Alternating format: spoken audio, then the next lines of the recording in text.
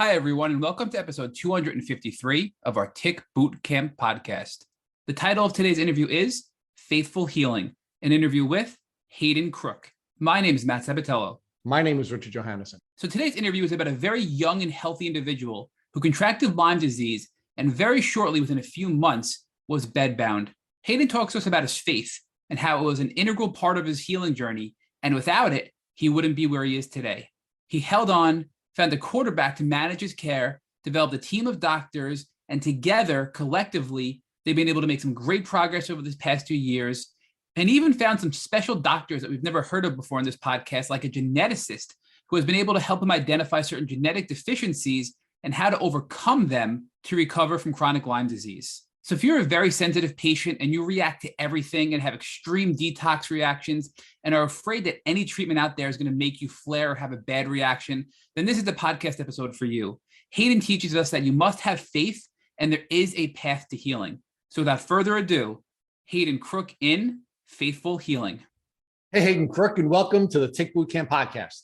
Thanks for having me. We're really blessed to have you, Hayden, and you're one of the people we've wanted to have on the podcast for a long time. So we're really happy that we finally gotten you to meet with us and start to share your journey with the folks in the Tick Boot Camp community. So thank you so much for being willing to share your experiences. Absolutely. Yeah, I hope it helps some people. I've listened to your guys' podcast for a while now, and it's helped me. So, well, we know you're going to help other folks too by vulnerably sharing your journey. So, Hayden, talk to us about where you're from. Originally, I was born in Portland, Oregon, but raised in Central Oregon, so Bend, Oregon area. So you're a Northwestern guy. Yeah, we're talking to my wife the other day, and we've actually never left, or we've left, but never have lived in another state other than Oregon. So been here for a while. All right. So we're talking to you from clear across the country. We're almost as far east as you can go here out on Long Island. We are affectionately known as the Tick Belt, and it's interesting that despite you being outside of the Tick Belt, you have Lyme disease, and as a Northwestern guy, it's gone clear across the country. Yeah, that was one of the issues for sure. No one knows of Lyme here, and I didn't know what Lyme disease was prior to getting sick either. So it's something that's not talked about here at all. So why don't we go there, Hayden? Why don't you talk to us about what your childhood was like? What was it like to grow up in the great Northwest?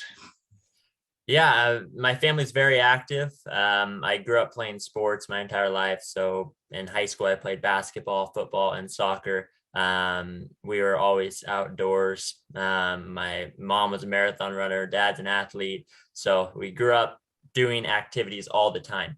And outside all the time as well. And so then I went on to then play football at the University of Oregon as well, and just continue my athletic career there and education at U of O.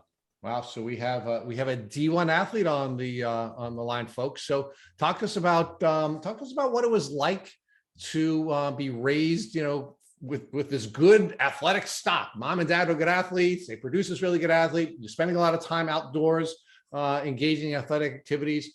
Were you during the course of either being trained by your parents or coaches, given instructions on how to keep yourself safe from getting hurt while playing sports?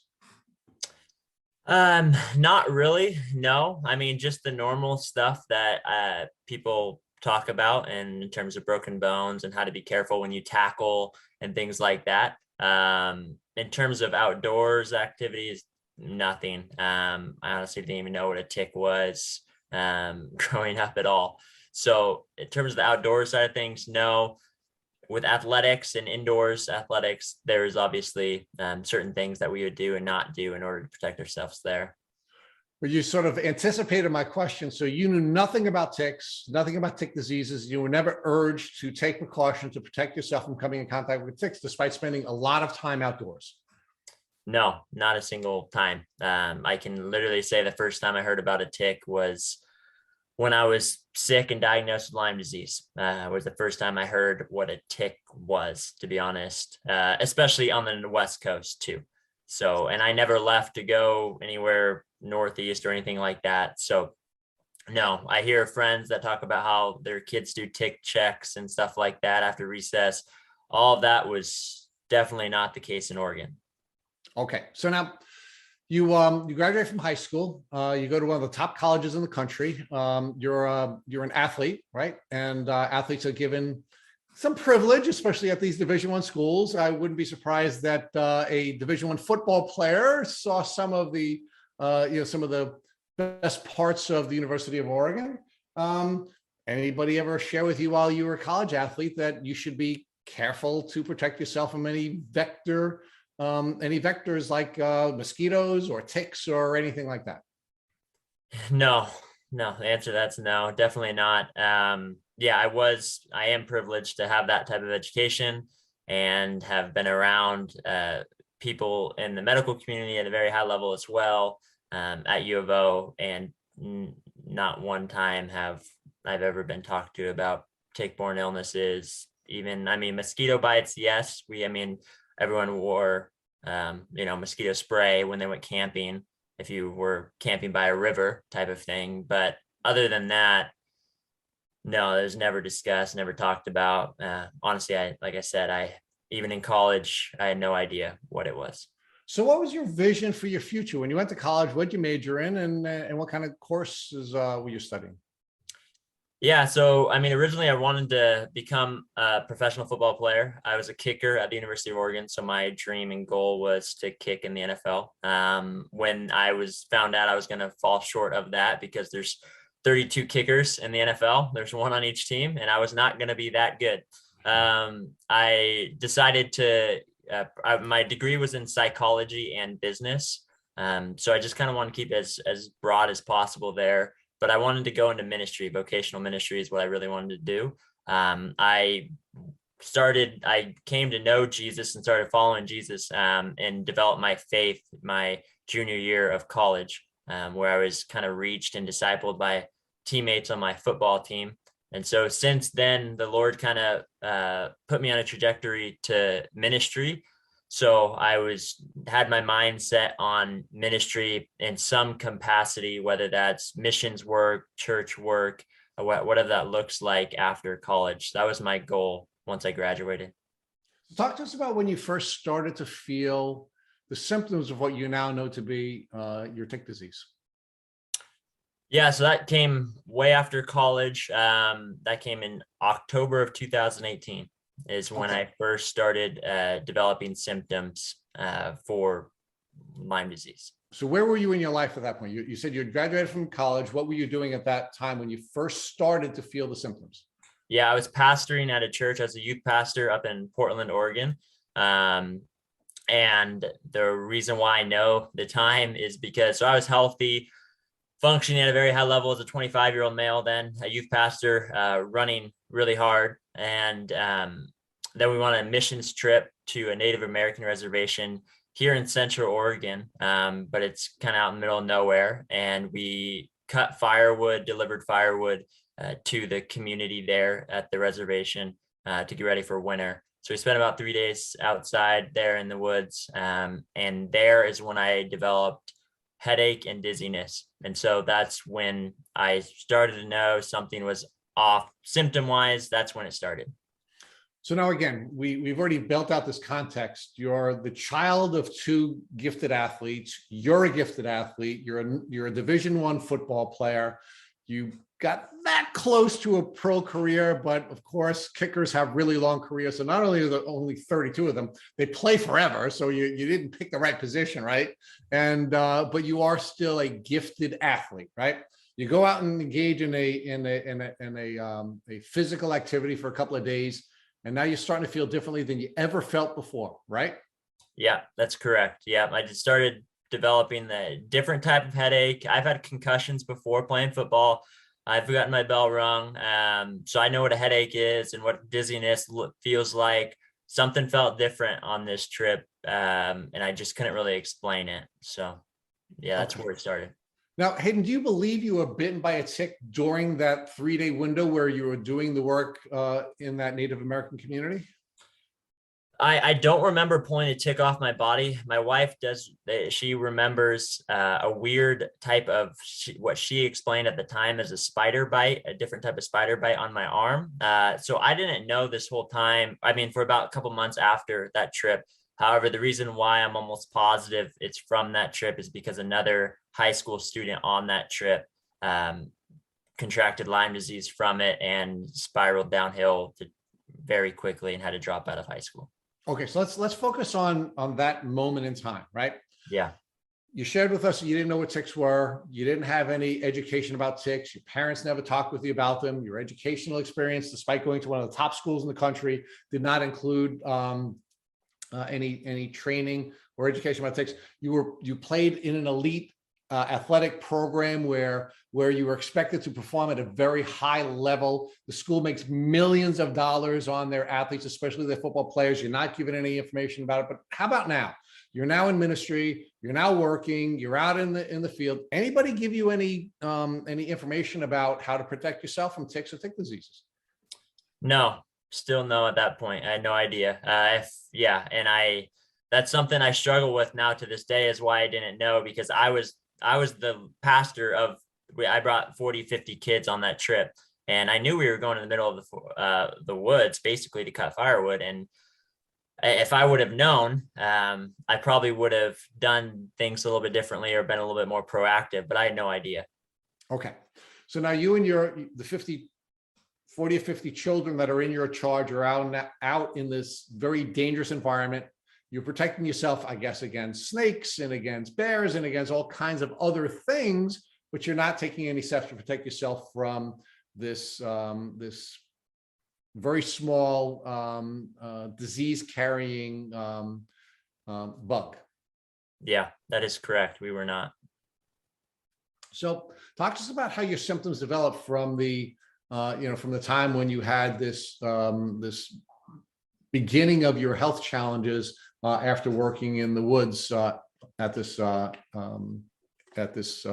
where you were cutting wood for the Native American community. Yeah. So my story, I've heard a lot of people's Lyme stories. Mine seems different in the sense that I went downhill very quickly. And so basically the trip was October. By December, I was bedridden. And my wife had to quit her job to be my full-time caretaker. So in between October and December, my main symptoms were dizziness, headache, and brain fog, like just unusual, like, where am I at? Oh, what am I doing in the grocery store? Like, what am I looking for? Those type of symptoms. I was still functioning in terms of, I was still pastoring at the church. I was still working in that capacity, and my social life wasn't affected that much. However, all I knew what to do was to set up an appointment with a neurologist. So I did that in between October and December. And then when December came around, it's actually Christmas Day. I woke up with high fever and flu-like symptoms on top of everything. And ever since then, everything just spiraled downhill. From December 25th is on for about 8 or 9 months, I was completely bedridden. So, hey, let's explore that quick decline in your health together for a couple of seconds. So, it's pretty rare in the Lyme community, at least we're told by doctors like Dr. Rawls and Dr. Phillips, some of the experts in the field, that it's pretty rare for somebody to go from being acutely ill to being chronically ill unless there are one of two factors that surface. The first factor is if you're bitten by many ticks and there's an overload of the microbes that you are ultimately trying to defend, or your immune system is trying to defend against. The second is if you're living in a high mold environment where you have this immunosuppressive experience with the mold, and now your acute disease it becomes a chronic disease, and quite frankly, it's pretty surprising that a young, athletically gifted person like you would have that kind of decline so quickly. So talk to us about what your reaction is to the experience that most of these clinicians have shared with us. Yeah, I mean, I know that I was in a moldy environment for sure. I was living in a basement of a house in the middle of Portland, which is in a very old house as well. I wasn't making big time money as a pastor, so I was cutting down with the rent in that way. And so I know that mold played a major role in that. And I was living in that for about 2 years before really getting sick. I didn't notice any symptoms from it, but I know it was mold. There was mold there. And so I was basically living in that for about 2 years. So that definitely played a role. But then to answer your question in terms of doctors' responses, I had many meetings with Dr. Rawls and other top doctors. And my case is unique in many ways, that being one of them, and how quick I went downhill. Also, my Herx reactions, which we can get into later, is one thing that has made my case unique and difficult to recover from. So talk to us a little bit more about what it's like to live in the Northwest. I mean, the image that I have, I've never visited the Northwest, so the image that I have in my head is that, you know, it rains all the time and it's damp all the time. So is that true? Is that really what the state is like? And as a result, is there really a lot of mold everywhere, and not just where you were living, but you're sort of coming in contact with moldy environments all the time? Yeah, what people think of that have never come to Oregon is that, and that's that's west of the Cascades. So the bigger cities like Portland, Salem, Eugene, all up down the I-5, that is 100% it. I mean, there's mildew growing on sidewalks and you see it everywhere. So, I mean, they're just bombarded with rain all the time. However, where I live now and where I grew up in Bend is very opposite. Similar to like a Denver, Colorado climate. So we get 300 days of sun. It's dry. We get snow, which is one of the main reasons also why my wife and I have moved here to get away as I continue to heal, is to get away from that type of climate and that type of environment over there. So but at the time that you were crashing, when your health is crashing, you were living in an environment, not just in the house, but generally you were living in a place where there was just a lot of mold exposure. Yeah, absolutely. Yeah, 100%. So talk to us about how your symptoms developed. And actually, before you go there, how long did it take for you to finally get your Lyme disease diagnosis, from when you crashed in December to the time that you were finally diagnosed with Lyme disease? Yeah, so crashed in December. I was diagnosed with Lyme early March. Okay.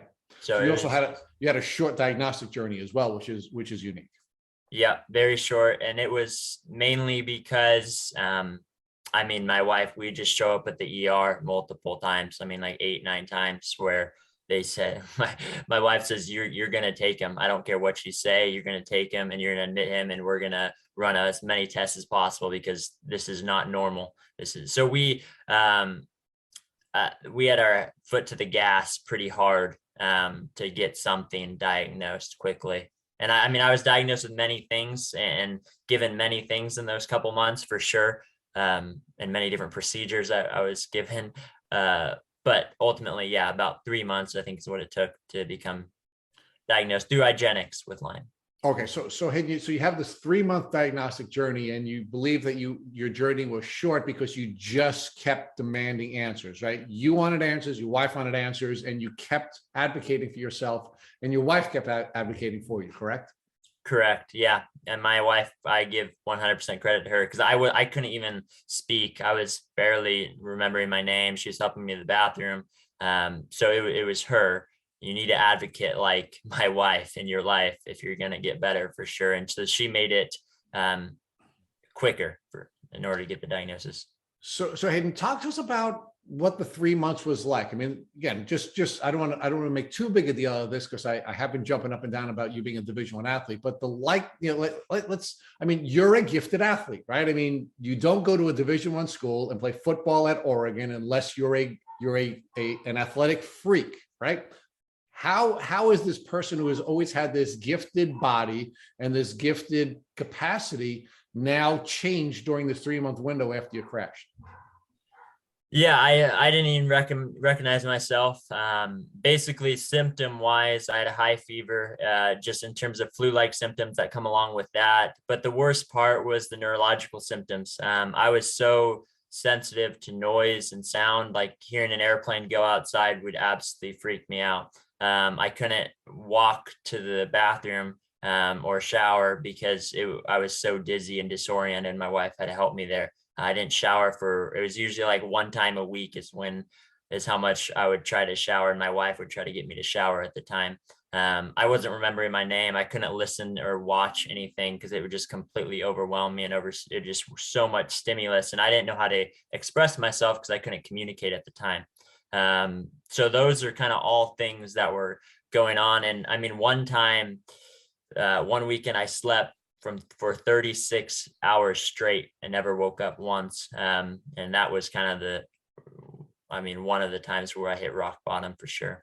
So Hayden, you said you went to the hospital 9 times between when you crashed and when you finally got your diagnosis. What was happening each time you went to the hospital, and what were the doctors or hospitalists that you were interacting with diagnosing you with? Yeah, multiple times it was anxiety. Other times it was migraine medications, like a migraine cocktail, as they'd give me and then send me on my way. They would drug test me every time I would go in.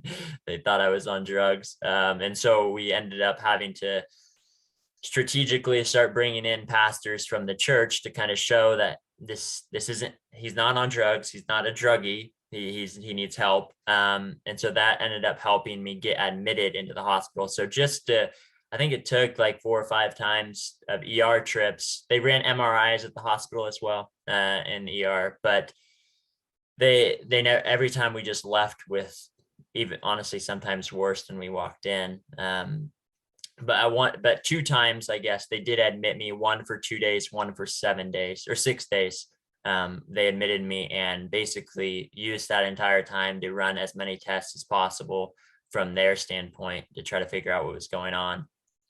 Now, during any of these hospital stays, were you referred to any other doctors, or were you treating with any other doctors other than at the emergency room? Yeah, so they were going down the MS route for sure. I had a neurologist that was leaning 100% towards the MS. So I had a spinal tap done, and that didn't show MS. However, the spinal tap showed that they thought that I could have a CFS leak or CFF leak, basically a leak in your spinal cord. And they did MRIs to check. They're sure. They're like, that might be the case. They thought my brain might be sagging a little bit in my skull. So they're like, let's guess. We think it might be this.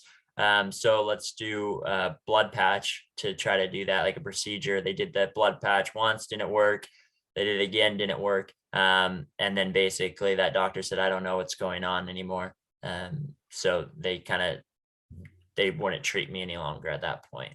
So at any time during your journey before you got your Lyme disease diagnosis, did anyone even mention Lyme to you as a possible diagnosis for the challenges that you were facing? No, the only time that we started and the reason why we started going down this route is from the University of Oregon. There was a neurologist there, or he worked at OHSU, the hospital in Portland, but he worked with a lot of U of O athletes with concussions. So I knew him through that. And so we talked to him. I talked to him on the phone. I still remember I was in the hospital, hospitalized. It was like day 4 or 5. They didn't know what was going on. And he started asking questions about, did you ever go? He's like, I know you, I know this isn't anything like this isn't, he basically, some doctors diagnosed me with a concussion. And I was like, I'd never hit my head. I played football. I know what it's like. Never once hit my head. And so I was talking to him about that. And he's like, I know you, that's not the right diagnosis. But he's like, my question is, did you go on any trips recently? Did you get bit by any spider bites or weird bites lately? And so then that's when my mind started going and thinking about that, the missions trip we went on. And then my wife remembering that weird bite on my arm. And that's the only thing I really knew. And then from there, we basically pulled ourselves out of the hospital and went a different route to get this diagnosis. So did that doctor from your past relationship with Oregon mention Lyme disease to you, or did he just say to you, look, you're not suffering from a concussion, you're not suffering from MS, the symptoms don't add up, you should just look in some other direction? Yeah, never once mentioned Lyme. All he mentioned was like bites, bug bites, spider bites, and trips. Specifically, did you go on any trips recently where you got bit by something? Those were his questions. He never once said Lyme disease, but that got our mind spinning, which then kind of took us into a direction where connection of a connection led us to look into Lyme literate doctor. All right, so give us that. So what? How did this path that was lit up for you by the doctor from the University of Oregon lead you to a place where you would look for a Lyme literate doctor? What were the steps you took? Yeah, so I mean, I was in the hospital, hospitalized at that point. So then my wife basically said we're leaving and wheeled us out of the hospital because they weren't getting us anywhere, and they wouldn't test or do anything different. They wouldn't even let me see an infectious disease doctor there because they said it's in your brain, and we're not going to spend our time with an infectious disease doctor with you. And so my wife wheeled me out of the hospital. We drove to our hometown, Bend, and that's where my wife basically started regrouping, and she did most of this. She has a friend that has Lyme disease. And so that's where she called her, and then her friend came over right away, and we met with her, talked with her, and went to got an appointment to see her doctor here locally. It's a Lyme literate doctor in Bend. And the first thing I walk in, and they do a quick little symptom check of everything everything that has transpired over the past 6 months. And the doctor said, I know you have Lyme. I'm going to blood test you for it with IGeneX, but I'm not even going to wait for the test to come back. I want to start treating you with antibiotics. And so that's kind of what led us there, is mostly my wife, one friend that got us to the right doctor. So how did your wife make the connection with the friend who had Lyme disease? Meaning, what was causing her to think Lyme, and even, reach out to the friend who had Lyme disease? Yeah, I think for her, she just the missions trip, the bug bite, she was really close with this friend of hers in high school. So she knew her story, and she was very sick with Lyme disease in high school. So she remembered that.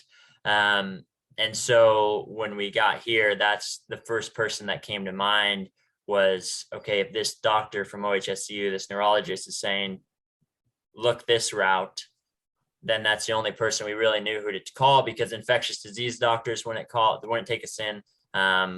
They would not even see me as a patient. So we didn't know what to do besides maybe go to primary, and the primary diagnosed me with anxiety and gave me Lexapro and basically said that's it. So we really didn't have many other options, and that one friend was the only thing that my wife could think of at the time. So Hayden, and I know you probably credit the neurologist from from your university with saving your life, because he sort of set you on the proper path. But it sounds to me like he knew you had Lyme disease, but didn't want to tell you that he believed you had Lyme disease. Do you believe that? I think he for sure, he had it. Yes. I think there's a reason why he didn't say he had Lyme disease 100%. And I think in his mind, he was thinking that I had Lyme, but he was careful with his terminology in terms of what he said at that time. Why do you think he was so careful with his terminology, especially with talking with an athlete that he had a personal relationship with? That's the $1 million question, in my opinion. For whatever reason, and I know it's worldwide, nationwide, but from our experience working with every type of doctor there is the past 2 years, good luck getting a doctor to say Lyme disease. That's not really a thing that people will even acknowledge in Oregon, let alone them be the first person to put it out there on the table, if that makes sense. What's disconcerting about that to me is your family had to go several other steps before you could get to a doctor that could treat you, right? And and you were blessed with having a wife that was capable and healthy and interested and willing to take the bull by the horns. You were too sick to do it yourself, so it's not like you could have done it yourself, and your family had to take another step and find someone who would share their experience with you to ultimately lead you to a diagnosis. Yes. Yep. That is correct. Yeah. So, one of the things that we've pointed out on a number of occasions on this podcast is almost everyone we've talked to has been diagnosed by another person in the community. We call it either bro science or sister science, where, somebody who's on the journey is sharing their experiences publicly, which is why advocacy is so important, and sharing on places like this podcast where you're being kind enough to share your story is so important, because doctors, even doctors who are friends of yours, like your friend, are not willing to help us to get to a diagnosis if they feel it's going to put them in some professional jeopardy. And as a result of that, it really has to be a patient-centered connection that gets us to the place where we need to be. And in your case, you were very lucky for it to be such a short journey. Yes. I mean, I honestly did not know if I'd still be here today. I can say that with 100% transparency if I didn't find a diagnosis very quickly.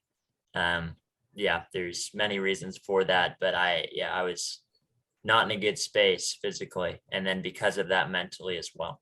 So let's talk about what the experience was like when you now finally met somebody from a community that you didn't know what you were going to be a member of, but you are now joining a tribe, not voluntarily, but you were joining the tribe. What was it like to meet the first person from the community, and how did it make you feel when you had this person showing the kindness that she was showing you?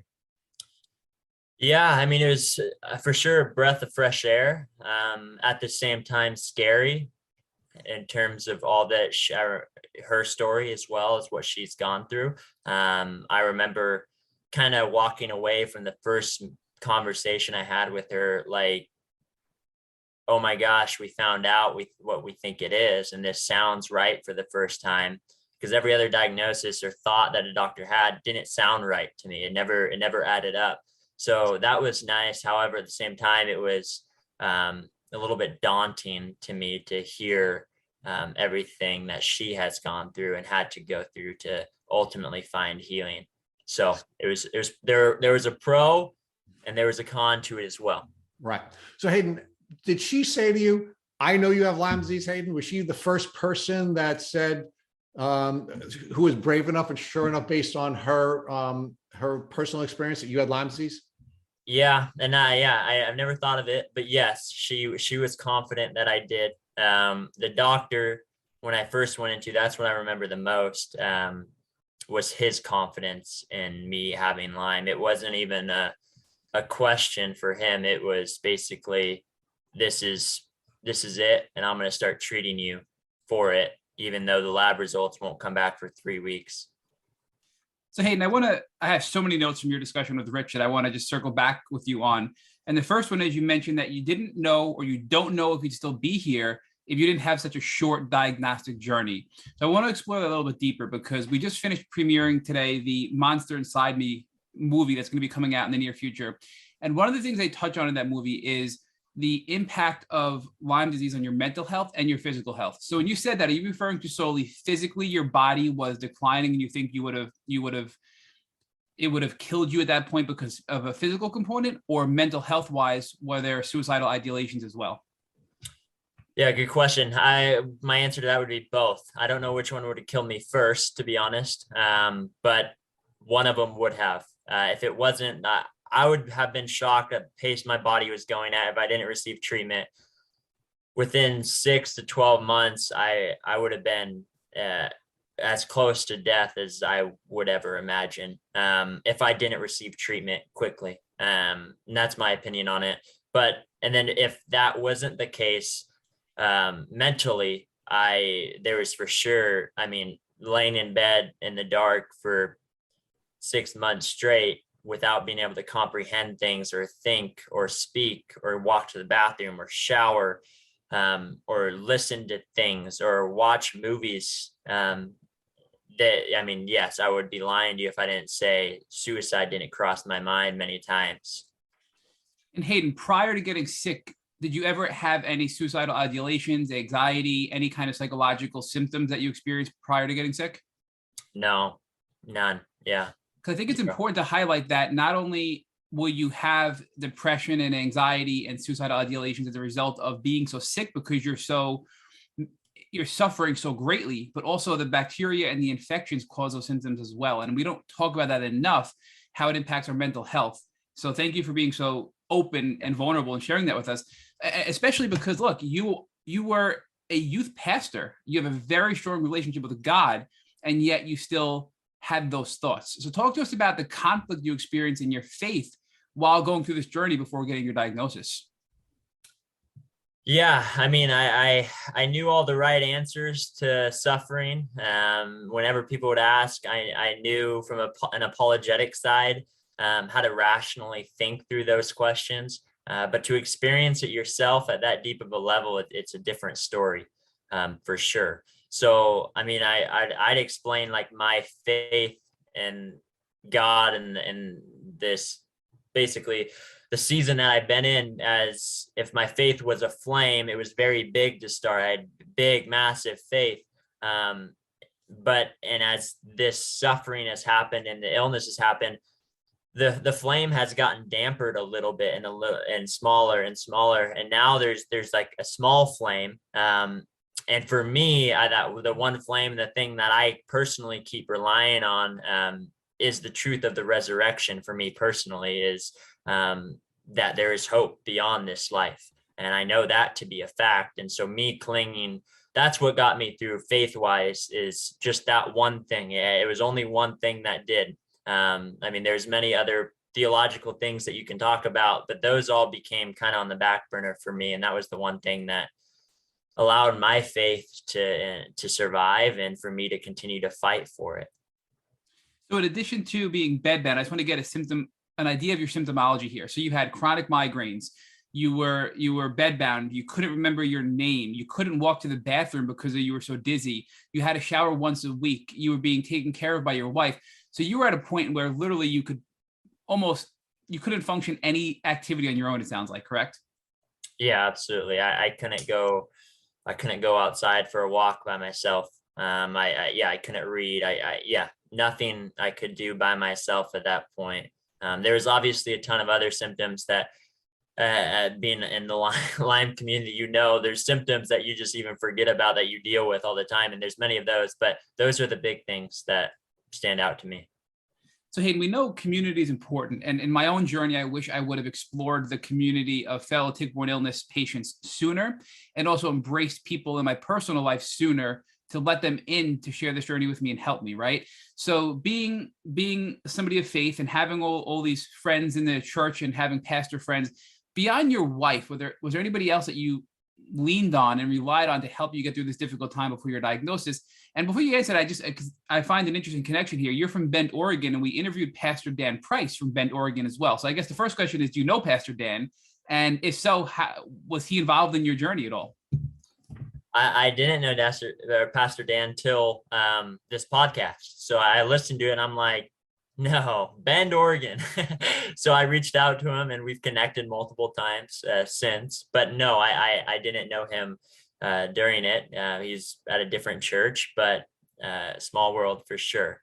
In terms of the community that got me through it, to be honest, my wife, like you said, is the main one. After that, it's kind of shocking, but my Lyme literate doctor, I see her as she's my doctor 100%, and was at that time, but she has something to her where there's also a counseling component to her without her even realizing it, just who she is as a person.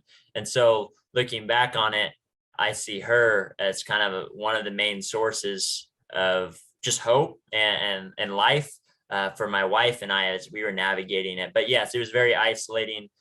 It's an isolating illness in general, but it was even more isolating because we didn't know too many people in the community that had it. We're definitely going to get to Dr. Janelle Payne shortly and about your treatment and your diagnosis, but I have a few follow-up questions from your discussion with Rich. So you mentioned that when you were in the hospital, the doctors basically told you, we're not going to let you see an infectious disease doctor because it's all in your head. Now, are they referring to meaning it's neurological, something like MS, or you mentioned a CSF leak, or are they saying it was psychological and more mental health related? What do they mean by that when they told you that in the hospital? At first, it was the MS, the CSF leak, that route, because they saw me and saw that I probably was a normal, functioning, healthy person before that. And they believed my wife when she told them that. And then after days in the hospital, it leaned towards, they basically said, you need to go see a psychiatrist, and then wrote me a referral to see a psychiatrist by the time we left. So it went from one thing being, hey, we think this is it, most likely MS. First it was a CSF leak, then it went to MS, and then from there it went psychiatrist. We don't know what's going on. We think there's something mentally wrong with him at that point. And I think that your story is not uncommon. I mean, I had a very similar experience. I went into the hospital having a seizure. They ran every test that they could possibly think of. They told me they gave me the $1 million workup and I'm fine. It's anxiety. And if I don't take a vacation and rest, I'm going to end up in the psych ward, right? I mean, that's very common when doctors exhaust all options. But what impact did that have on you, Hayden? Did you believe or have any sort of doubt that you were truly physically sick at that point when these doctors started putting these little seeds of doubt into your mind? To be honest, no. And the only reason why is because I couldn't really comprehend what was all that was happening, to be honest. I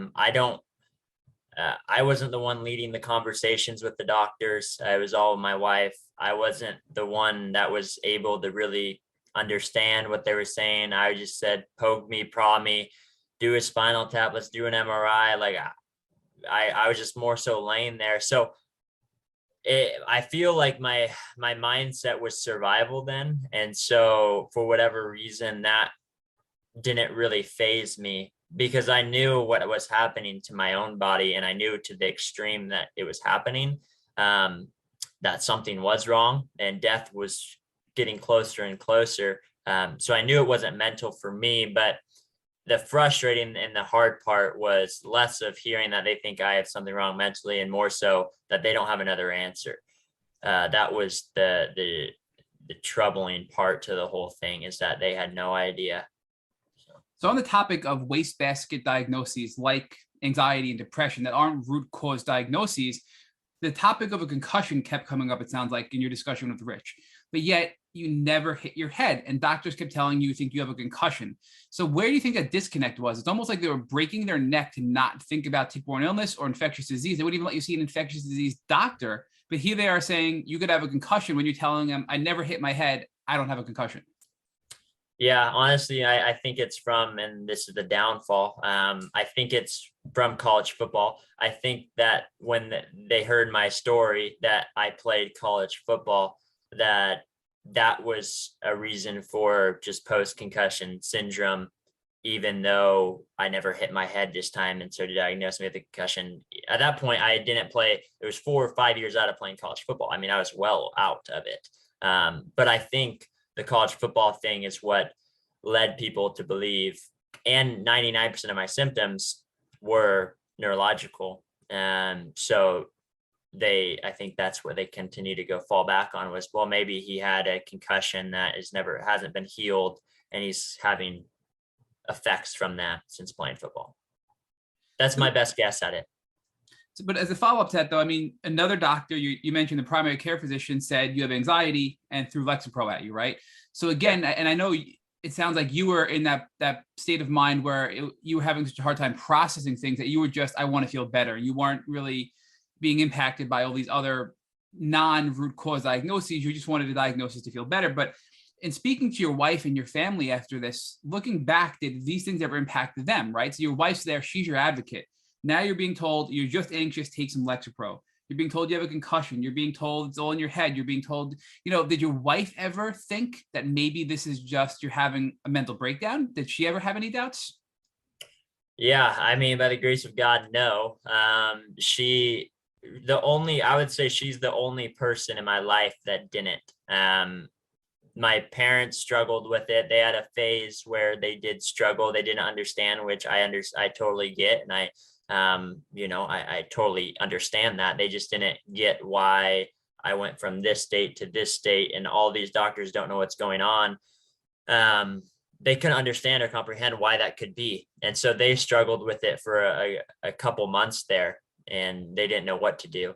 But my wife was, it's a gift from God for sure, in terms of her mentality and her focus, and her knowing me pre-sickness and during sickness, what the difference is. And it was really a flip of a switch, that I don't know if it was God-given or if it was just her knowing me, that she wasn't going to stop until she got an answer. I can tell you, Hayden, I truly believe that was God-given. So that's my opinion on that matter. But now you mentioned that you were prescribed Lexapro and possibly some other things. So did you ever take any of these medications for things like anxiety and depression before you got diagnosed? And if so, did they help you at all? Oh yeah. I took I don't even know how many medications I've taken, but yes, I took Lexapro. There was at one point, they were giving me a shot once a week for migraines. They were prescribing me very migraine medications that would, to the point where you take it and you basically just pass out for a good 12, 15 hours or so. So those were the main two things they were prescribing me, was anything with anxiety and anything with a headache. None of it touched anything. So the headaches, like I said, I've gotten my bell rung a couple of times playing football, and this was very different. The difference in this headache was when I would get a concussion or got hit hard playing football, it felt like like a balloon, like my brain was full or swollen. This is my Lyme symptom of headaches, is a very it's how I would explain it is like someone stabbing the back of my skull, my head, with like a knife or a corkscrew, or just basically digging in. And that never went away, besides after when I started antibiotics. So all the heavy medications I took for pain and basically pain management for migraines, it didn't touch a thing. So one of the questions I always like to ask Hayden before we get into the treatment for Lyme disease is, was there anything you did before getting a diagnosis to treat your symptoms, whether it be pharmaceutical or something simple at home, an at-home remedy that helped alleviate some of your symptoms prior to your diagnosis? Yeah, I tried many things. Nothing helped alleviate it. What I did try, hyperbaric oxygen. I tried that. I went into a doctor's office and did that 10 or 15 times, and then decided, hey, we're gonna basically rent one for a month if this is the answer. So we rented one. I had one in my house, and I did it twice a day. Basically roll out of bed, gotten that. That didn't do anything. Honestly, it made me even a little bit worse at the time. And then I tried acupuncture, like massage and things like that were trying to think outside the box, that never touched it either at the time. So whose suggestion was it to try hyperbaric oxygen therapy, and what were they trying to treat, since they didn't know you had Lyme disease yet? Yeah, good question. It was from the University of Oregon, my knowledge of concussions. So anytime basically I got a concussion diagnosis, I would say, even though I deep down knew this wasn't the case, that I would still do what they recommended, so then I can prove to them that it wasn't it. So it was that at that point, it was more, I think it was a holistic doctor in Portland that actually was one person who diagnosed me with Lyme disease, and then also said, hey, let's try hyperbaric, or not Lyme disease, I'm sorry, diagnosed me with a concussion and said, let's try hyperbaric to treat it. And so that's where I, got hyperbaric. So now I'd like to go back to Dr. Janelle Payne, who clearly is I think the angel in disguise here, right? Or the angel in general in your journey, because not only has she helped you get to where you are today, but she's also been therapeutic for you to help you, and from an emotional standpoint, you noted earlier, right? So you went to go see her. She clinically diagnosed you based on your symptoms, treated you before even getting the results. But when you got the IGeneX blood work back, did you test anything besides Lyme disease? And if so, were there any co-infections involved? Yeah, so we did kind of the full workup of IGeneX and Mycoplasma, Borrelia, Babesia, and Bartonella were the 4 that I tested positive for through IGeneX. So you had a cocktail of things going on in your body. Yeah, I had a lot. I did have a lot. Plus mold exposure. Yeah. So at this point, so she's a naturopathic doctor, right? Is she talking to you about things besides what we call the kill protocol, right? Is she talking to you about mold? Is she talking to you about detox? Is she talking to you about opening up drainage pathways, your liver, those types of things to help support you now that you know what's going on?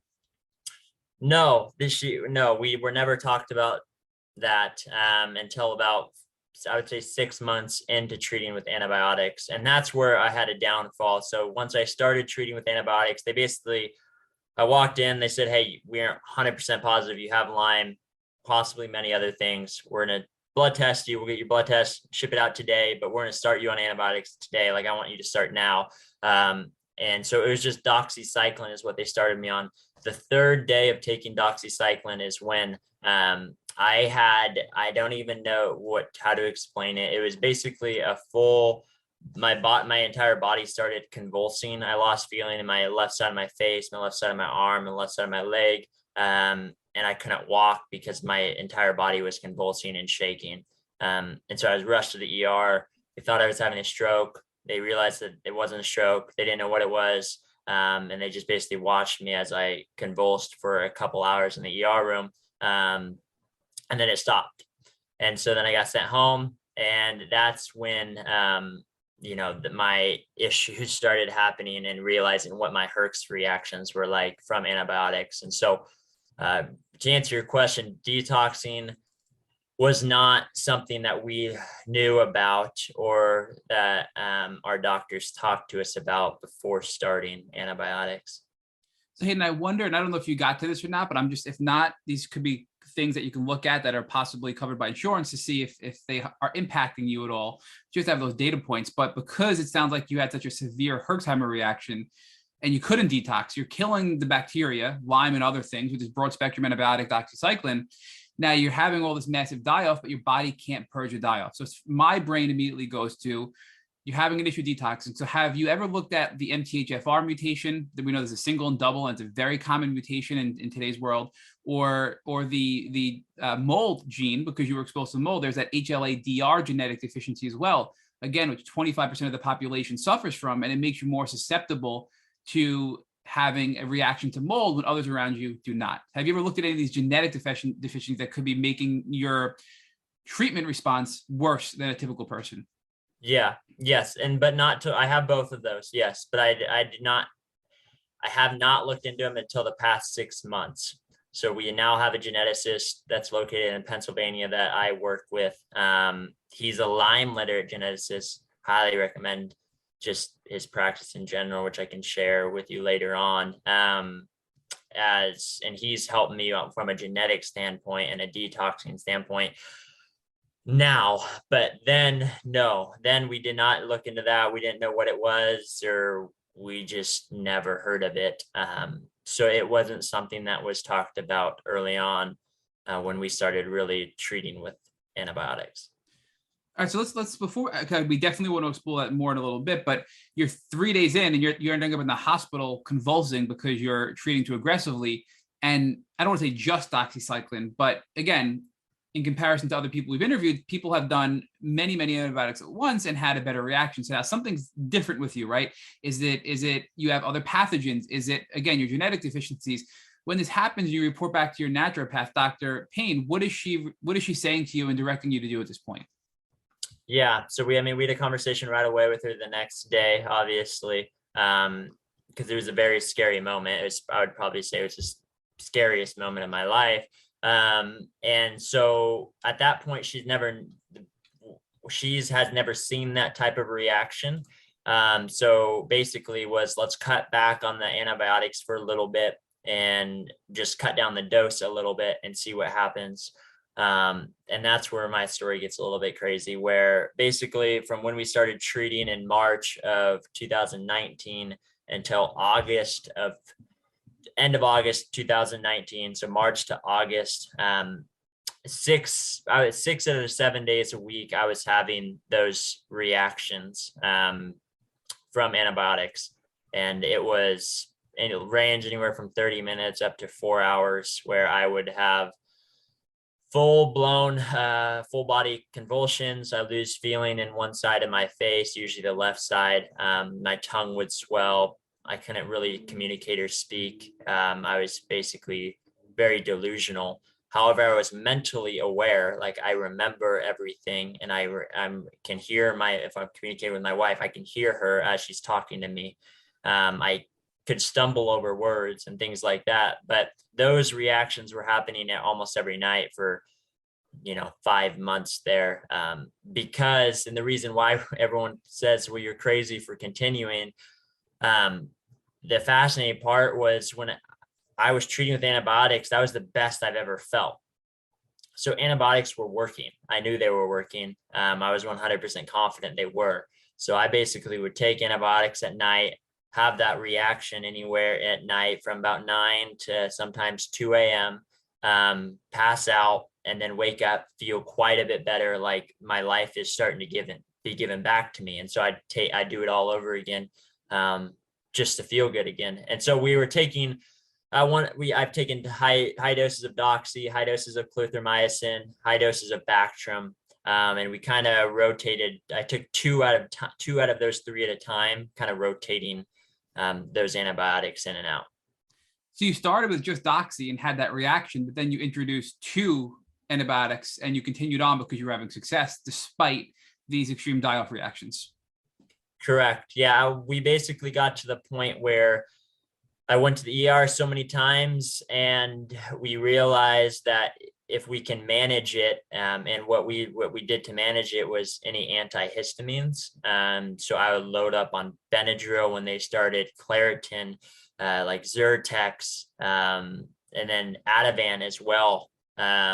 Those things would basically be a cocktail for me it wouldn't get rid of it, but it would calm my nervous system down enough.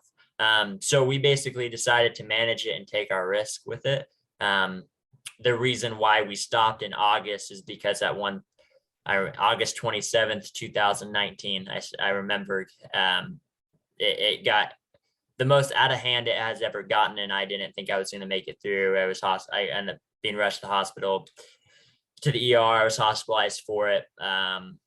That moment, and my doctor actually showed up to the ER. That's how amazing she is. She showed up to make sure she could help and at least see it too. And that's when we pulled the plug on heavy antibiotic treatment for me.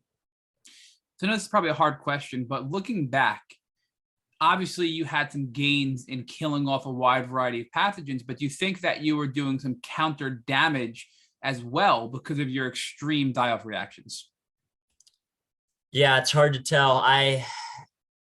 For me, I know everyone's different. For me personally, I just remember how well I felt while taking antibiotics.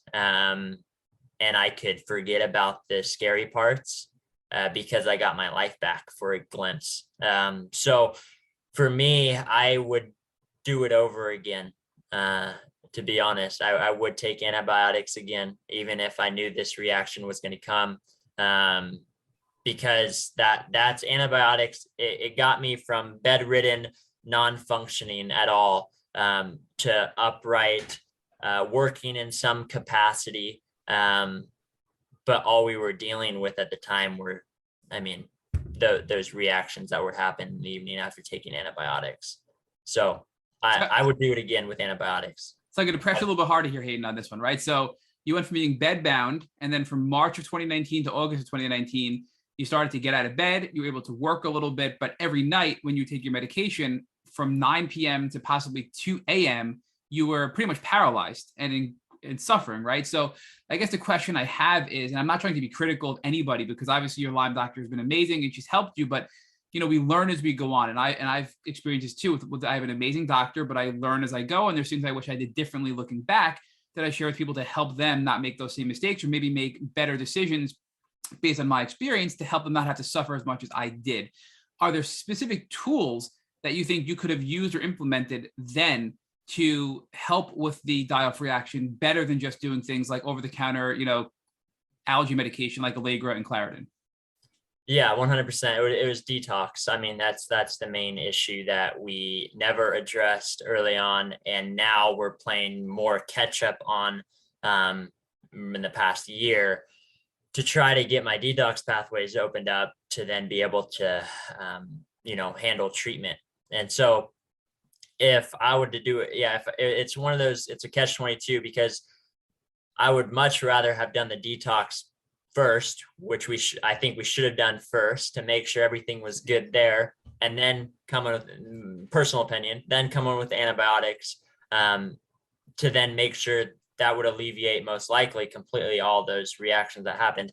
I don't know if I would have done it if solely because it depended on how long it would have taken for the detox to pathways to be opened up and for me to be able to be given antibiotics, because at the time I still remember how basically my eyes opened up to the world again when I took and was starting to treat with antimicrobials.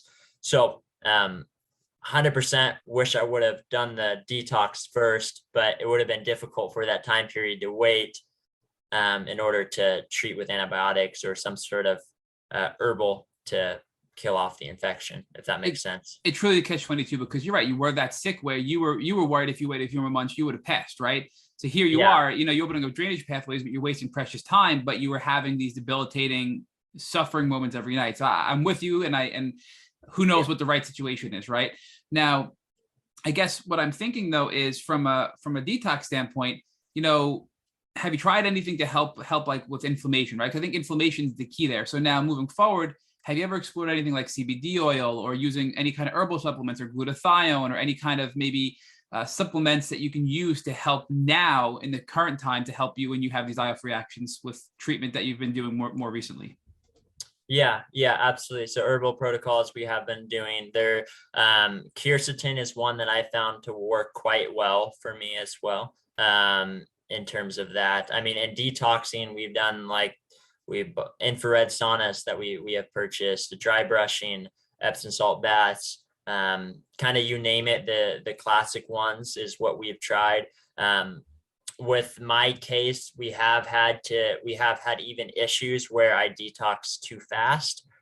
So I'm like, for example, if someone's starting in a sauna they start out for 20 minutes, I would start for 3 minutes, and then I'd get out of the sauna and then do it 3 days later for 5 minutes, and then so then that we basically realized that my body was so sensitive to anything, the biggest thing being antimicrobials, but I was also so sensitive to detox. My system was just so messed up that I've had to really go super slow with so many things in order to see results.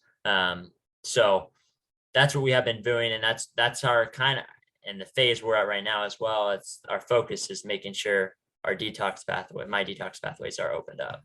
So Hayden, I think what you just said, you really explained it very well. And this is something that I think people sometimes don't truly understand, and they maybe make comments that aren't truly accurate, but I think you understand this better than most. You have a die-off reaction, which is your classic Herxheimer reaction, which means when you're killing the microbes, they're dying off and creating toxins, and those toxins are not getting removed from your body, and therefore you're becoming toxic and you become symptomatic, and your immune system is responding. But then you also have when you detox, you can get sick or worse as well, which is kind of a weird concept, because detoxing is I'm taking toxins out of my body, but you can have what we call a flare, or you can have an activation of symptoms because you're mobilizing so many toxins that are possibly in your heart, in your brain, in your tissues. You're mobilizing them into the bloodstream where your immune system is going to see them. Your immune system reacts to those toxins. And now what's happening? You're getting more inflammation, just like with the Herx reaction. And the bottom line is inflammation creates symptoms, right? So I think that's something important to consider. If you're uber sensitive, you can't just go the hard detox regimen, because you probably will feel a little bit worse, right? I mean, that's, I think, something you experience. And I think that something that many people make a mistake of at first as well, just going hardcore with the detox protocol. Yeah, no, absolutely. I mean, I've never had a reaction like the convulsions from detoxing. However, I had inflammation issues. For example, at one point I was detoxing too much and trying too many different things that I started having like basically heart attack symptoms where I had a ton of pressure over the left side of my chest and my shooting pains down the left side of my arm. I'd stand up, I feel like I was going to pass out. And this was going on for weeks and weeks. And I had a full workup on my heart to make sure everything was okay, ER visits, stuff like that. I stopped basically to see what it was. I stopped those detox protocols that I was doing at the time, and the symptoms completely went away. So it's nothing to take lightly, detoxing, it's real. But you do need to make sure you're doing it, in a safe way, as well as just like killing the infection. And obviously you had a lot of success with these antibiotics, and it was 3 again. So can you just recap them? I think you said it was doxycycline, Bactrim, and what was the third one? Clarithromycin. Okay, thank you. So you got diagnosed. So just for time perspective here, you got diagnosed about 3 years ago, or about 2.5 years ago, I think, right? Yes. Yep. October of 2018. So, yeah. And you were treating with antibiotics. I guess for perspective, are you still treating with antibiotics today, or have you pivoted over to something else? Yeah, good question. So I basically, we decided, my wife and I decided that we are going to go to Santa Vive in Mexico to do hyperthermia treatment. We were planning on doing that in this last summer. And so we prepared for that to do it, and basically got the whole go ahead to do it from the doctors down there and my doctors here, even though we knew it was going to be a risk. And so when we got down there at Santa Vive, we loved the care there, and we don't really say anything negative about the treatment there. There's the first hospital I've ever been in where they see head to toe and look at everything and how it's related. But that being said, on day 3, the doctors said that my case is a little bit too high risk for them, and that they wanted to run some other testing and an MRI scan on my brain again to make sure that they believe I would be okay to do the hyperthermia. So I was sent home to the States. Long story short, Santa Vive told me that I would be one of their highest risk patients that they've ever accepted. That being said, they would accept me to do it as long as I sign off on some waivers to make sure that if anything happened, they were not liable and it was on me. So at that point, my wife and I it was a little bit too scary. So we stopped, and that was like 3 or 4 months ago when we decided not to go back. And so since then we have switched our protocol from antibiotics to herbals. So we basically slowly went down on antibiotics, slowly went up on herbals. And now we're to the point, I've been off antibiotics now for about 2.5 months completely. And that's the first time and longest time I've ever been on antibiotics since starting to be treated. And the herbals at this point for me, and from what I see, they're working, they're sustaining me. And we're slowly increasing those to be able to be at a dose that hopefully will heal me as well, or get me on the right path to that. So that's where we're at with antibiotics and everything.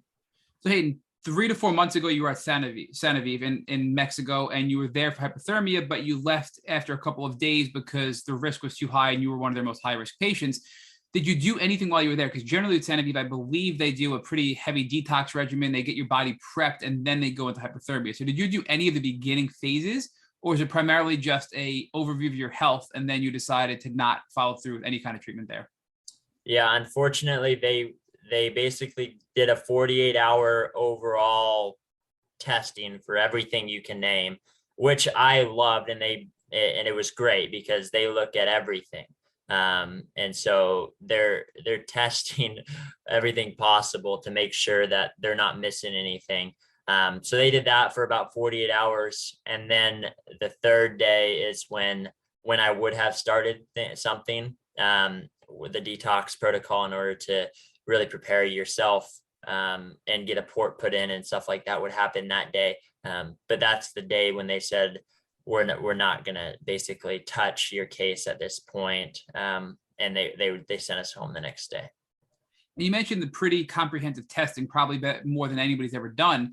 Did you learn anything about yourself or anything that you didn't know you had during that period that's now been helpful for you for the past 4 months since leaving Santa Vive? Nothing that I didn't know I already had.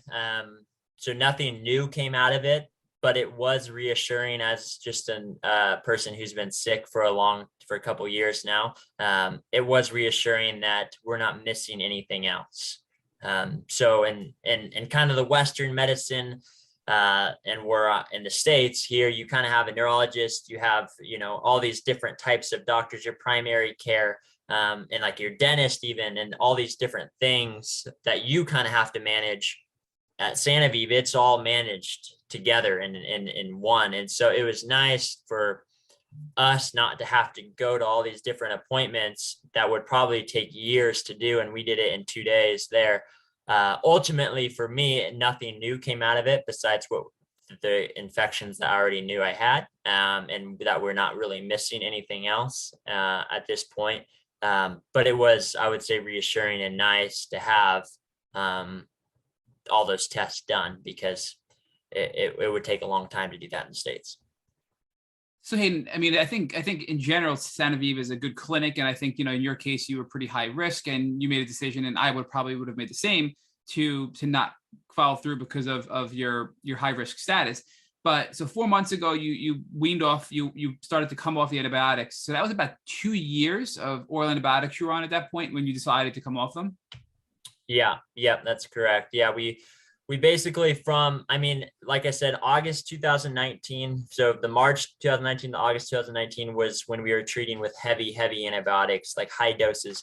Once we hit that one time where I was hospitalized for it and it was the worst reaction I've ever had, we dropped down to basically 100 milligrams of doxycycline from September of 2019 up until 2.5, 3 months ago. I was only taking 100 milligrams doxy. That's all that my doctors would recommend.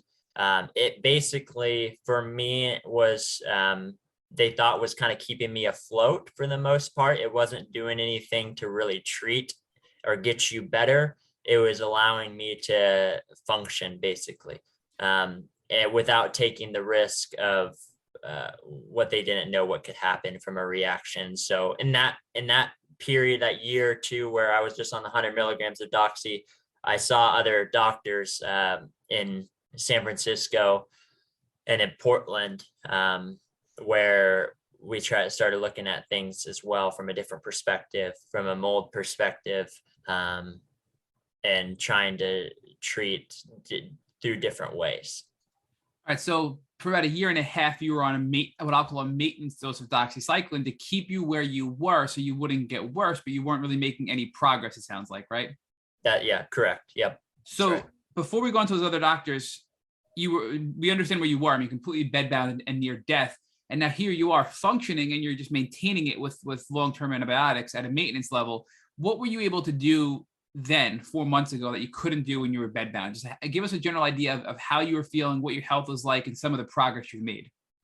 Yeah, I would say in that maintenance, I was kind of like at 40% of health for the most part, if even, I guess. But I was able to work remotely and hold the job, which obviously I was not able to do before. I was able to function in terms of like reading, watching movies and things like that, and being able to go out on a walk with my wife once every other day, and every once in a while maybe get together with friends for like maybe once a month basically. And so that was kind of my cup that we basically maintained for that time period where we didn't feel completely isolated. I definitely wasn't bedbound. I was up, I was working from home remotely, and being able to manage that. But we just weren't living a normal 27-year-old lifestyle. So now when you made the decision to start to use more herbal therapy, was that still under the care of Dr. Payne? And if so, what herbs were you using now to replace the antibiotics? Yeah, so when I went from Dr. Payne, and I kind of always consider her to be what I call my primary, like she's my touch point for everything. She knows my case the best. I highly recommend it if someone has someone like a Dr. Payne in their life, that she knows what she can treat. And if something gets too much for her, who to go to or who to resource out and bring in to help with the situation. So she's kind of been my main touch point. I've seen Dr. Raj Patel in San Francisco. And his also, he has an ND under him as well that I treated with. And so I treated with them for about a year, and then they could no longer treat with patients in Oregon for whatever regulations that are going on. And then I also treated with Dr. Brooke Bodine, who is in Eugene, Oregon, the Portland, Oregon area, basically, as well. And so to answer your question with herbals, that's kind of my team of doctors that I have working with me. But in terms of herbals, Crypto Plus is the name of the herbal that I have found great success with. I basically have, and I honestly didn't believe too highly of herbals, mainly because I didn't try them. I just didn't think they'd work, to be honest. But so far from what I've seen, Crypto Plus has done symptom-wise and treatment-wise for me the exact same that doxycycline has done. So Crypto Plus, it treats, from what my doctors tell me, it treats a number of things. Borrelia, Bartonella are two of the main things that it treats. It also can touch some viruses as well, but it's kind of the maintenance thing that we've started with to really dive deeper into the herbals. And so that's our goal moving forward, is to be able to sustain and slowly increase, somewhat by the guidance of Dr. Rawls as well, even though he's not taking patients. I've seen him on a consult basis in terms of trying to find complete healing from this. So Hayden, I think it sounds like it's a research nutritionals. Crypto Plus is the yellow label. Is that what is it? It's a tincture. Is that what you're taking? Yep. Okay. Yep. As we're talking, I'm looking it up here, and I think you're all of the current studies, and Dr. Rolls always references the study out of Johns Hopkins that studied all these different herbs and which ones are the most effective against Lyme and co-infections. So obviously, Crypto Plus is going to have cryptolepis in it, which is a strong, broad spectrum antimicrobial that will hit Lyme, Babesia, Bartonella, all of the known, the really most common co-infections, and then has other things like black walnut and some red root and things like that are very powerful. So are there any other tinctures or supplements you're on besides the Crypto Plus? At this point right now, no, I'm not. I've taken Cemento in the past. Crypto Plus is basically, like I said, in my case and with the doctors, the suggestions that they have. Most people would just basically, in the Lyme community, they kind of have to do many different things at once. Even Dr. Rawls said to me, he said, take this lightly, because knowing your reaction, I don't mess around with this, like go very, very slowly. And so that's what we've been doing. And we're trying to get basically to a dose that is high enough to really treat as well with just Crypto Plus, and then we'll start adding in other things. But I have done Cemento previously, and that was when I was taking heavy antibiotics. We were kind of hitting it with a bunch of other supplements and herbals at the time. But in the meantime, Crypto Plus is something that I found success in and is what I've been taking currently. And Cemento, I think, is a nutrimetic supplement, and I think it's really cat's claw, I think, is the main ingredient. Is that correct? Correct. Yeah. And that was more of a supplement to the antibiotics to help from an herbal antimicrobial standpoint, right? Is that what you said when you were on the antibiotics? Yeah. Yep. So now you did mention you have a geneticist as well. So I guess before we go there, the Dr. Raj Patel and Dr. Brooke Eugene out of San Francisco and Portland, are they just naturopathic doctors as well? Are they Lyme specialists? What's their specialty? Lyme, 100% Lyme. They're naturopathic doctors. Raj Patel is an MD though. He's an MD, but he solely treats Lyme disease and does it from a naturopathic standpoint. And then Brooke Bodine is a naturopath who treats solely Lyme disease. And it's with collaboration with those two doctors that you're now on Crypto Plus. Is that correct? Correct. Yeah. Okay. So talk to us about the geneticist, right? Because we talked about earlier that the MTHFR mutation, which we know is I think 40% of the population has a single mutation and 13% has a double mutation for that. And the HLA-DR mutation, which is again, 25% of the people in the world have that as well, which makes you more susceptible to mold illness, which again, you were exposed to. So what brought you to a geneticist, and what did you learn from this geneticist? Yeah, so basically the geneticist was brought in from and I'll get his name here, but the geneticist was brought in from a Dr. Brooke Bodine, who said, hey, we have a major like genetics issue, I think, that is causing all the detox problems. And so so basically it was her reeling in him, the geneticist out of Pennsylvania, to really look into everything. So he basically did a full genetic screening and makeup of me through a test that he created. And he does use even something like initially to start, we used basically the raw data from 23andMe to use that to then start the diagnosis while waiting for his results to come in as well. That kind of filled in a lot of the gaps. But basically what it came to be is that I have a major issue that we knew of with detoxing, and there's genes that I have that have made anything with detoxing an issue. So he's put me on different supplements that I can write down and then get to you guys as well, that have been kind of addressing the detox issue. Have I seen great success from it? I haven't. I don't know yet. I think we're too early to tell. How long has it been, Hayden? How long have you been on these supplements and treating with the geneticist? Yeah, so it was about 3 months. So I really started and doing it for about 3 months. We took a gap because of Sanoviv, and now we're getting back into it now.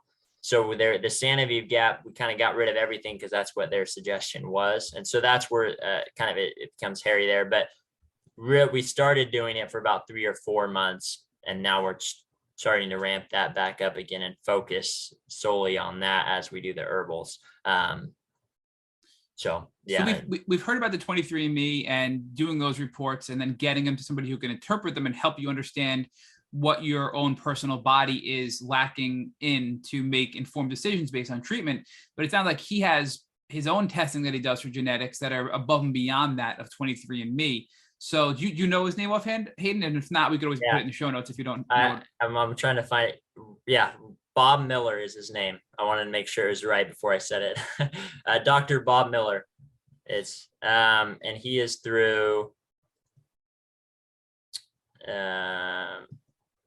Tree of Life. And where is he located again? Pennsylvania. In Pennsylvania. And he does very, very interesting. If you guys ever get a chance, for sure, try to have a conversation with him.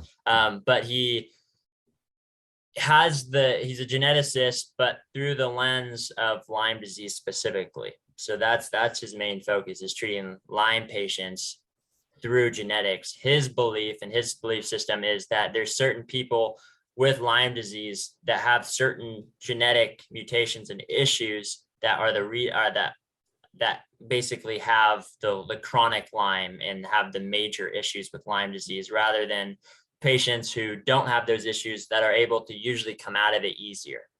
And so his philosophy and belief is that if treating these genetic issues will then allow people with the help of other therapies to come out of this treatment quicker, basically. So Hayden, you're giving us a lot of firsts on this podcast. And again, thank you for our first Lyme litter geneticist that we can now recommend to people. And he's close to us here in PA and treats Lyme as well. So I think that's a really powerful tip that you're giving us and our listeners as well, because you're right. Why do some people get Lyme and not be impacted, and others are greatly impacted, like you and I? And I think there are so many factors, and many of them are genetic and many of them are lifestyle driven. But the more data we can have, the better we can approach our healing. And that's exactly what he's doing with you. And I think that's a really great approach you're doing now with Dr. Miller out of PA. So is there anything else? So, I mean, I know it's been a couple of year journey, right? You got diagnosed 3 years ago, and you've been taking it slow and steady, and you've made some great progress. Any other doctors, any other treatments, anything else you're doing that you want to share with us that has been beneficial in your healing journey? I've tried a lot of different things. One thing that I have found recently to be somewhat of a success so far is acupuncture, believe it or not now. So acupuncture has you, and I would tread that lightly as any advice for anyone, because you have to find the right acupuncturist for sure, because some will even make things worse for you. If there's anything as a Lyme literate acupuncturist, I would try to find one, or at least one that has treated Lyme disease before. And I've found success in the areas of gaining more energy and having less brain fog. So those are two major things that I've found success with doing acupuncture. In terms of other things, for me personally, the biggest, I think, in my situation is the things that are going to get me better is antimicrobials, making sure my detox pathways are open. So focusing on that, and then being able to treat with antimicrobials. That's what's going to get me to 100% health. And so we have the path to get there now. But I know it's different for everyone too. Finding what is going to work for you is the hardest thing, the most frustrating thing, and honestly, the most depleting thing in this Lyme journey. But as long as you keep fighting and keep knocking on doors and keep trying things, you'll find some things that really work, and then find that path to healing. I think, Hayden, that's a really good high-level overview of a successful healing journey. You want to look at your unique body and make sure you're detoxing and allowing your body to be optimal to process everything that's going on and to die off from the toxins, and also find a broad spectrum antimicrobial protocol, whether it's Western medicine or Eastern medicine. In your case, you did both antibiotics, now you pivoted to herbs, but to make sure you hit everything, because we know Babesia is a parasitic bloodborne infection. It's not something like a spirochete with Lyme, and it requires a different type of pharmaceutical if you're going to go that route. So you have to really be mindful of what's going on in your own body and address that to heal. And I want to make a quick observation before I ask you my last question, and Rich takes over, is Hayden, you told us that you couldn't even remember your name when you were bedbound. And here you are today. And I love this part of the podcast. Here you are today. You've been on with us now for several hours, including our pre-offline discussion. And you've given us so much information. I have pages of notes, and you've given us so much so much information we've never heard before in this podcast. So that in itself is such a powerful transformation that Rich and I and everybody listening are going to observe. So I hope you realize how far you've come and how far you're going to continue to go to get yourself even better and helping other people in the community. But my final question before Rich picks up is, looking back at your journey as a whole and, everything that you went through, if you ran into somebody at church, they came into you and said, "Hey, Hayden, I've been sick for years. I just got a diagnosis of chronic Lyme disease. What is your advice?" What would you give them as their first tip or piece of advice as a newly diagnosed chronic Lyme patient? Yeah, my first thing I would tell them is go see a Lyme literate doctor right away. That would be my first advice. And because I know how difficult that is, I would give the phone number of the person they should call. So that would be, because I've had it before in the past couple of years. I know people in my own life that have found ticks on them in Oregon, and they call me, or they call my parents, and then they tell me. And so it's happened many times. And my advice 100% is to call for me the number I give you, please, because that will ultimately make sure it doesn't get to this point for sure. So if you don't know a Lyme literate doctor, or reach out to someone on social media, or post about it, or do something to make sure it gets out there so you can at least be in the right hands. I would not suggest going to a primary care. If you're in the state of Oregon, at least, don't go to primary care. They don't care. So make sure to go to see a Lyme literate doctor. So Hayden, I think it's very funny that the primary care physicians don't primarily care. And so that was a pretty, pretty interesting observation and a twist of terms. So let's talk about your transformation, Hayden. Let's talk about how this journey has had beautiful elements, and that you've learned more about you and your purpose through this journey. Yeah. I mean, like I said before, this Lyme disease doesn't just take a toll physically, it takes a toll mentally as well as spiritually. So for me, I think, purpose for me is one, helping people know that there's a hope beyond just what we see, the suffering we see, whether it's a global pandemic or a pandemic of Lyme disease, or whatever suffering it may be. This isn't it.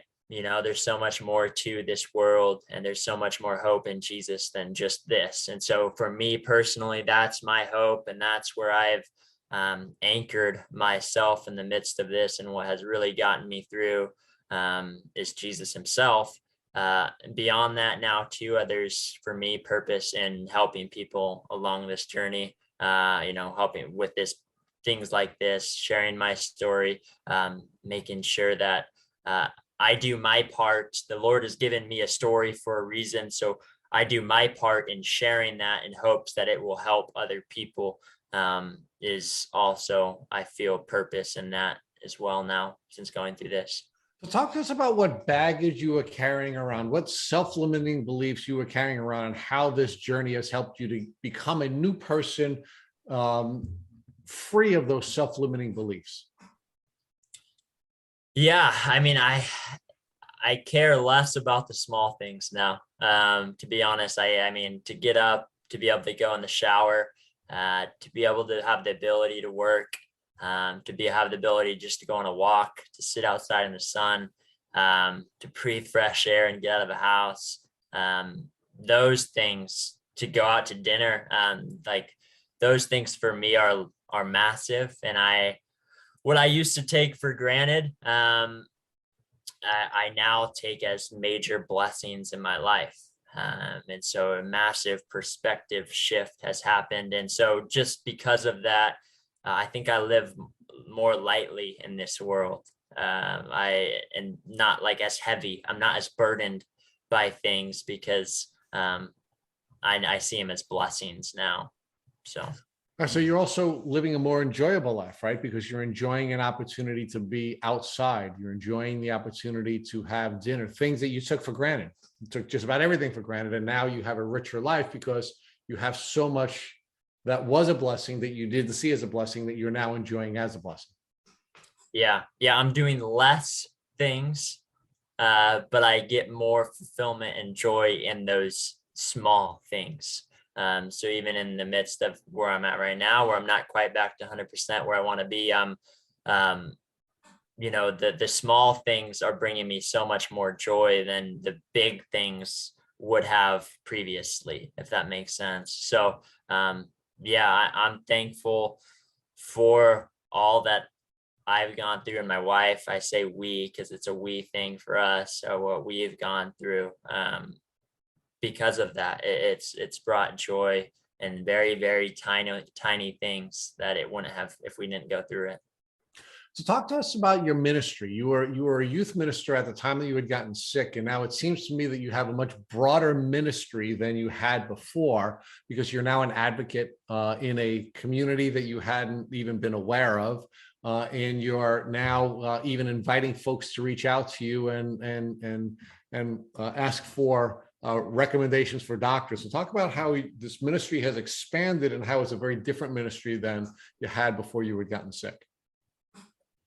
Yeah, like you said, I mean, I was solely ministering to high school students in Portland, Oregon before, and bringing them hope and salvation. But now it's just it's much more broad, whether it's just small conversations with people, to helping people in a practical standpoint with Lyme disease and their journey, and from people that have reached out to me in that case, to I think also what the Lord has done in my life is just how you live it.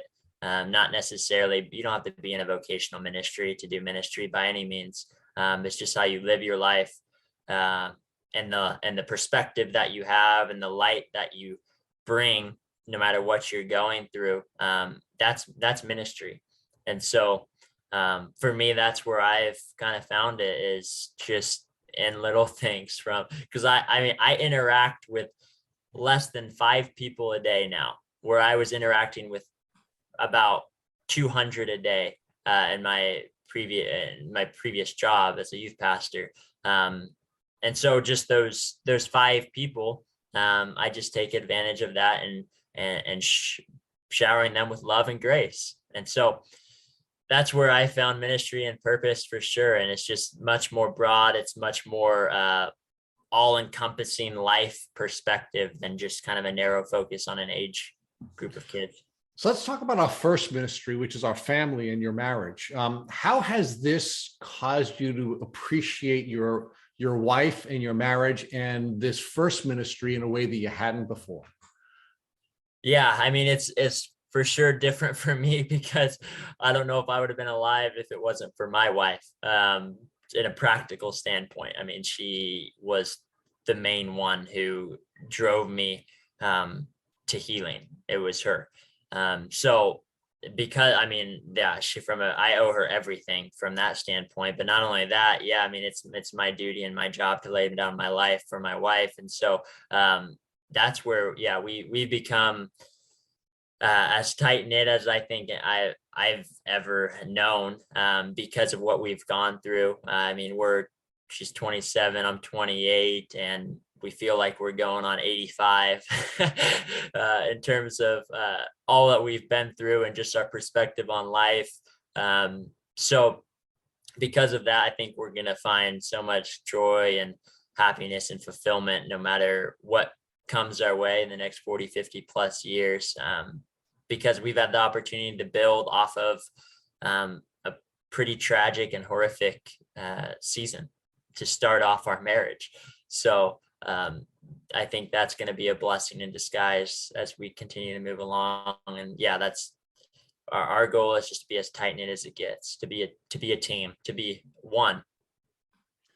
So now talk to us about the very last issue we always talk with folks about on our Tick Bootcamp podcast. And I wasn't going to reveal to you who the person is, but I'm going to now ask you about your wife and your first ministry. If God forbid she came walking into the room you're in right now after this podcast and she had a tick biting her, what would you recommend that she do so that she wouldn't have to go on a very tragic journey the way you had?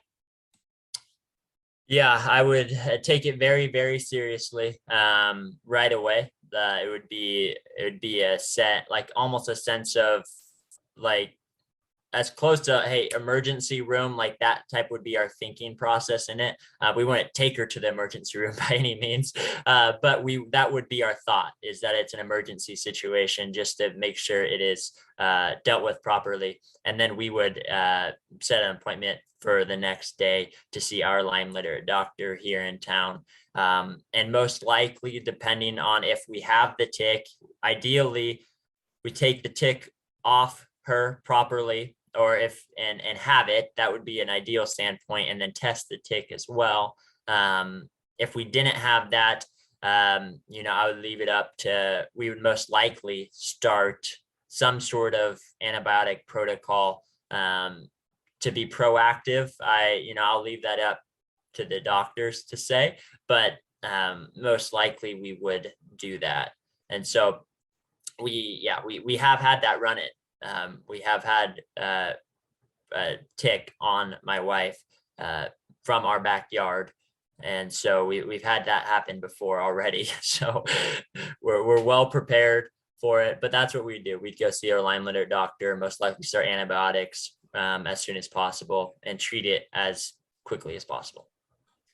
Pastor Hayden, we can't thank you enough for blessing us with your beautiful story and your family's beautiful story. And we know that the folks who follow this podcast are going to really be blessed by you and your story. Thank you. Thanks for having me, you guys. Thank you for listening to our Tick Bootcamp interview with our guest, Hayden Crook. To our listeners, we have a call to action. First, if you'd like to learn more about Hayden, please visit him on Instagram at hayden.crook. Second, if you've enjoyed this episode of our Tick Bootcamp podcast, please share it with your friends on social media. Third, Tick Bootcamp has created a Tick Bite Blueprint that has been inspired by the information that has been shared with us by past podcast guests. We urge you to visit our website at tickbootcamp.com to view our blueprint. Please note we appreciate any input or improvements you'd like to share with us.